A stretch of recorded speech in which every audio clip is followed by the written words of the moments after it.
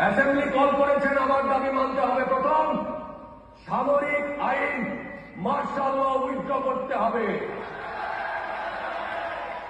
সংরক্ষিত কোটায় রাউজুকের 10 কাঠার একটি প্লট বরাদ্দ পেয়েছিলেন আরিফিন শুভ। রাজধানী উন্নয়ন কর্তৃপক্ষের পূর্বাচলের নতুন শহর প্রকল্প থেকে এ বরাদ্দ দেওয়া হয়। 2023 সালের 27 সেপ্টেম্বর রাউজুকের 18তম বোর্ড সভায় এ সিদ্ধান্ত হয়, আর সেই খবরটি চলতি বছরের শুরুতেই প্রকাশিত হয়। এবার সেই প্লট হারাতে চলেছে আরিফিন শুভ। আওয়ামী লীগ সরকারের বিভিন্ন সময়ে সংরক্ষিত কোটায় বরাদ্দ দেওয়া প্লট বাতিলের উদ্যোগ নিয়েছে অন্তর্বর্তী সরকার। এরই অংশ হিসেবে আরিফিন শুভকে সংরক্ষিত কোটায় বরাদ্দ দেওয়া রাউজুকের প্লটটি বাতিলের সিদ্ধান্ত নিয়েছেন কর্তৃপক্ষ।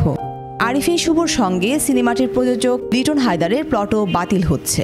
এই বিষয়ে রাউজুকের চেয়ারম্যান জেনারেল মোহাম্মদ সিদ্দিকুর রহমান সরকার গণমাধ্যমকে জানিয়েছেন, মন্ত্রণালয়ের নির্দেশে আমরা তালিকা প্রণয়নের কাজ শুরু করেছি, তবে কী পরিমাণ প্লট বাতিল হবে তা এখনই বলা যাচ্ছে না।